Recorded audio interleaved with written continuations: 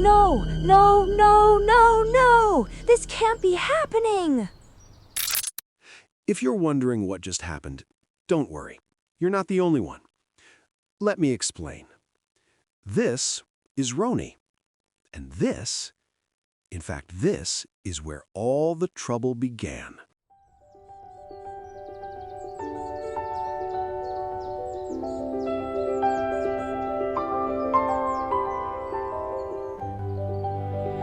Roni, why is there a sock on the bookshelf?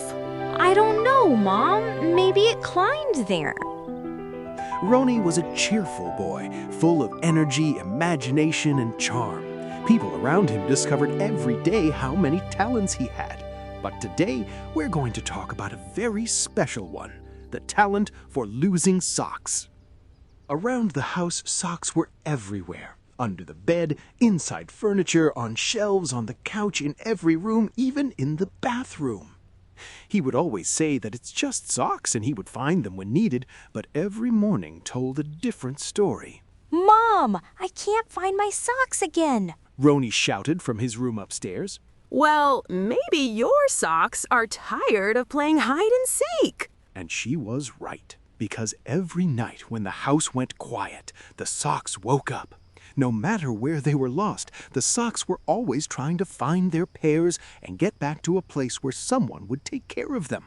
All right, everyone, roll call, said Captain Monday, a bold black sock with blue lines. I'll be under the bed. We're stuck in the couch. I'm still in the bathroom. It's dark in here. The socks were exhausted. We can't keep living like this, said a small red sock. We belong in pairs. And some of us haven't even seen the washing machine in weeks. Others complained. Then one evening, after Roni's parents gathered all the socks into the laundry basket, Captain Monday stood tall. Socks, tonight we take action. This is Operation Revenge of the Socks. A shocked silence filled the basket. Revenge? Whispered a small fuzzy blue sock. Not to hurt him, said Captain Monday, but to teach him. What's the plan? Simple. Tonight we hide everywhere, in places Roni would never expect. Tomorrow he will understand what it feels like to lose us. The socks nodded. Mission accepted. All right, socks, let's move. That night, while everyone slept, the socks got to work. They rolled, hopped, bounced, and slid all over Roni's room and beyond. Some even tied themselves together. This will really confuse him.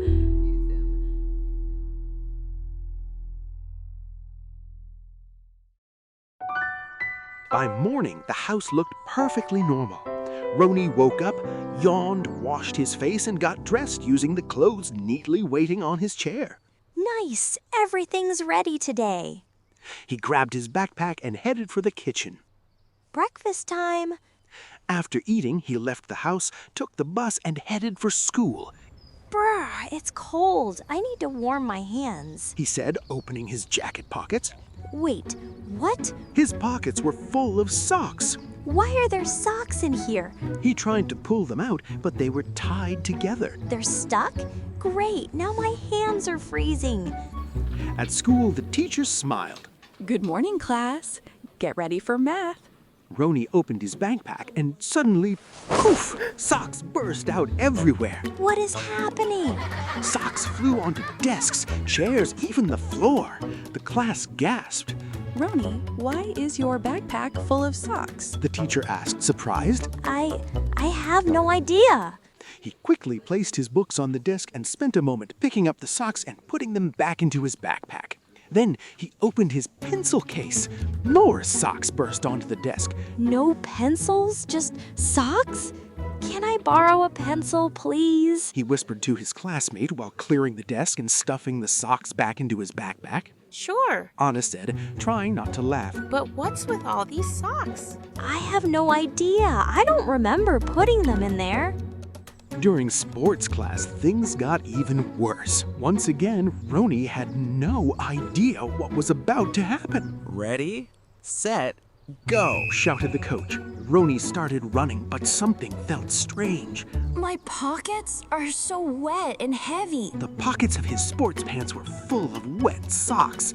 Ugh, this is slowing me down. He ran as fast as he could, but still crossed the finish line last. Later at lunchtime, he sat with his friends. I'm starving. He said, opening his lunchbox. No. This can't be happening. The lunchbox was full of socks. Anna and Steve stared.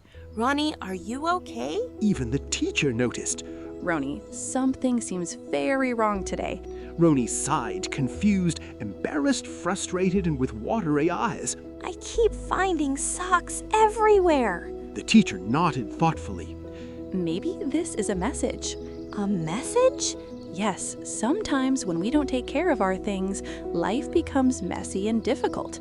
Maybe your socks are trying to teach you something important. My socks? Teaching me? Roni looked down. Maybe. As soon as he got home, he didn't wake. Okay, that's it. Enough is enough. He searched the entire house and gathered every sock.